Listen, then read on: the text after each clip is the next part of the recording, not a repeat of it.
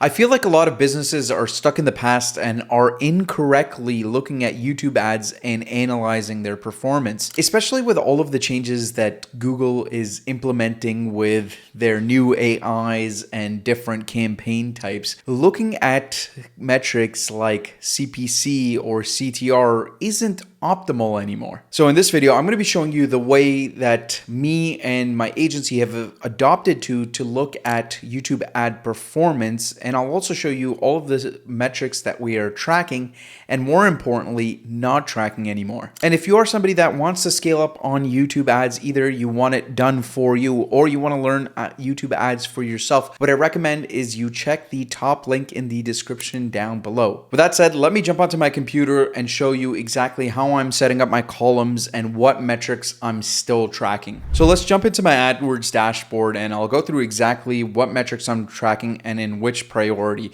As you can see, I'm going to be tracking a lot of different metrics. Do I use all of them every single day? Absolutely not. Are there still metrics in here that I said we don't look at as much, like CTR? Yes. And I'll go through exactly why I still have it, why in some cases I still rely on it. But let's start off with like the most important columns that I will have in my AdWords setup. And I'll show you exactly how to set them up for yourself right after we go through these. So first off, I have my budget. This is probably one of the most important things that I'm looking at when it comes to information about my campaigns. Next up is going to be status. So budget, I want to know how much we're spending every single day. Status, if it's eligible, if it's paused, or if like ads were disapproved. I want to see that stuff right at the front, because if campaigns aren't running, that's an issue. Or if campaigns are overspending or we need to adjust spend, I need to know that stuff first. The next thing that I have is a campaign type. This is usually done to ensure that if I'm running a specific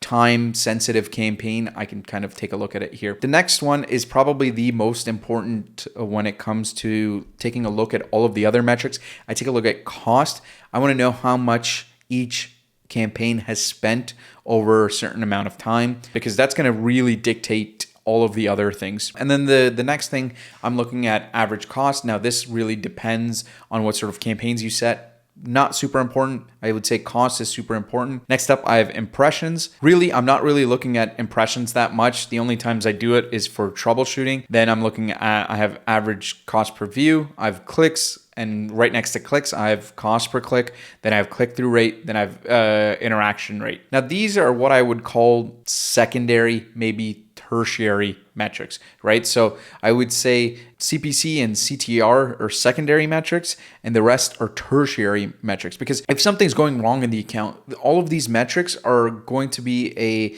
downstream side effect of something else going wrong, right? So it'll be a symptom, not the actual problems, but they're still good to have, right? Like I want to measure, I want to see if there's symptoms, right? So I can go in, diagnose exactly what's going wrong, and then go on with it. Okay, next up are probably my most important metrics, and these are going to be my custom conversions. This is going to be different for every single business out there. Like if you have a Shopify store or maybe you're running a call funnel, your custom conversions are going to be very different for most people, right? So what I tend to do is try and get the columns or the conversions that are as close to purchase as possible. In some funnels, that's really easy. In others, there's not. In this example, I'm not really tracking sales because it's a phone call funnel and we're doing tracking a different way on a third-party thing. But on Google Ads, the closest metric that I have is number of calls booked. And accordingly, I have a cost per booked call. And then similarly, I have opt-ins, landing page visits, and then if I was really serious and like looking into things, I would have cost per opt-in, right? And I'll show you exactly how to set up these columns. You just want to come into your custom columns, you want to edit it, and you can get now all of your columns in here. So let's say you are setting up a custom tag, a custom conversion, and you want to have that in your column. So let's do that right now. Let's set one up. So we'll go through, we have all of these. Let's say we want to track cost per opt-in. So I'm going to come to a custom column. Now we'll say LD, that's Links Digital, cost per opt-in. Okay, cool. So I'm going to come in here. I'm going to go into my conversions. I'm going to click conversion here. I'm going to come into my conversion action, right? So we have all of my different conversion actions. So let's go with, I believe we're tracking opt-in as starting apps, right? So if I left this would be the number of opt-ins, right? But because we're trying to figure out cost, so cost per opt-in, I'm going to add in cost here, and then I'm going to add the divide sign. And then now I have a custom metric called cost per conversion for that specific conversion, right? Now Google does provide cost per conversion, but I want to know cost per specific opt-in. Now I'm just going to move this right next to my cost per opt-in. Right. And then we can do the same thing for a cost per landing page view, right? So same exact thing, go into conversions, conversion action, landing page visit, and then we'll do cost, and then we can save it and replace it. Sweet. Now those metrics are in here and we can take a look at. Next up, I have optimization score and bid strategy. This is, again, tertiary metrics. I barely ever look at them. Conversion rate, kind of also don't really look at it. Conversions, I like to look at just in case I have view through conversions or other conversions that aren't subdivided. So like this number conversions should really be all of the other conversions added up together. So it should be the number of page visits, opt-ins, and book calls all adding up to the total number of conversions. And then I have my overall cost per conversion, all the conversions that are there. And then I have my frequency distribution. So average impressions per user, and then the frequency distribution.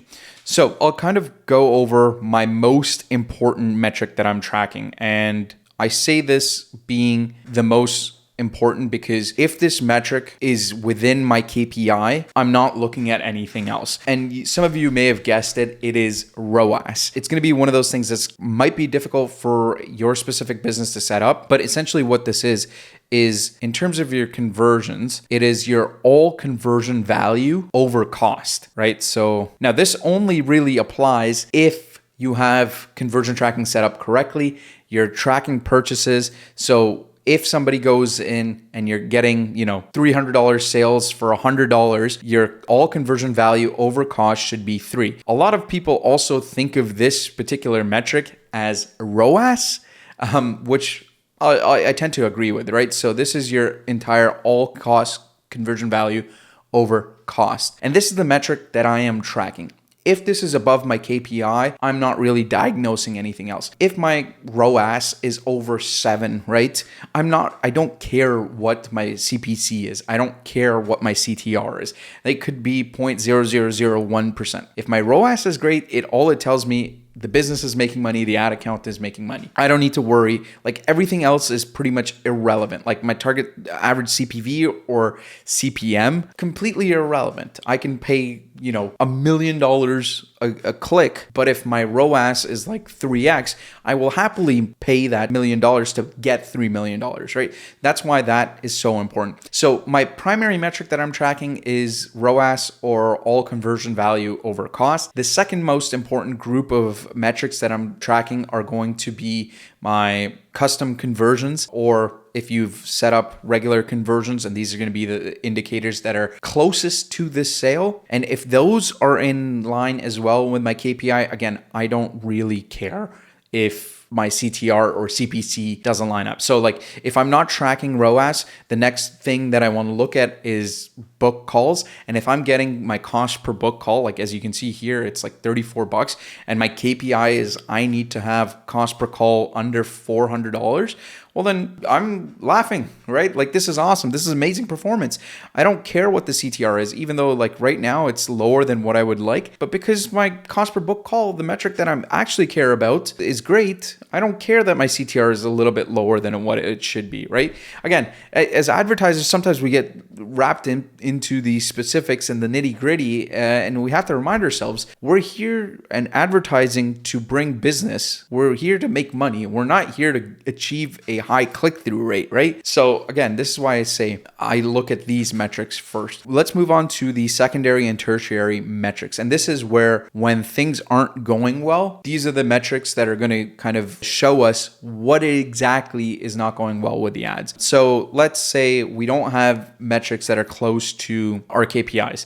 We're not really tracking the conversions close to sales, right? Then we start looking into things like CTR and CPC. Those would be my secondary metrics, right? If my primary ones are my custom conversions and ROAS, my secondary ones are going to be CTR. and CPC. Along this, I'm also going to sometimes look at average CPV. Some people look at like CPM, but again, I think clicks and click-through rate is more indicative of what is going wrong. So if I see that my average CPV is within a good range, and these are metrics that kind of vary industry to industry, audience to audience, but with our experience, I know what I'm kind of looking at. If I see that this number is like $3, that means like my targeting is not great. Maybe I have to expand my audiences, whatever. 99% of the time, it's going to be either the CPC or CTR that is going to be indicating to us that something isn't going wrong. Usually it's going to be CTR. So if my metrics are wrong, my ROAS isn't great, I'm going to look at things like CTR and I'm going to see, okay, it's below 1.5. I know that the ads could be a little bit better, or CPCs are too high. Maybe I need to, even though my CTR is amazing, let's say it's like 5%, but my CPC is like $10. I know that, okay, maybe I need to explore some different audiences. In other cases, maybe I don't get a lot of insights from these two metrics. Only then will I move to the other metrics to kind of showcase to me and diagnose what's going wrong. Like the other ones that I just almost always just use to check off are things like impressions. So like maybe I'm freaking out about a brand new campaign that only has like 10 impressions. So that's why I like to have that metric. Or in a lot of cases, and this is probably why like I have optimization score, is because maybe it's a brand new campaign, like Google hasn't really figured it out. If this is a red flag, I will, let the campaign run. I won't freak out as much. But these are, again, things that I'm looking at behind to kind of see, okay, they might be a symptom of something else. The last one would be my average frequency per user. And sometimes you might not get this for the actual campaigns. It might be for your entire account here. So as you can see, for the entire account, the average frequency between the last 7 and last 30 days are 1.5, 1.6. This is another metric I kind of look at to see if there's ad fatigue. If this number starts creeping up into 3, 4, I know that I'm hitting the same audiences over and over with the same ads. That's something that I'm going to change out. So that's the only time I will look at these metrics. But for the most part, we're really just looking at the ROAS, your main conversion KPIs. And if that stuff isn't going good, only then am I looking at CTR and CPC. All right.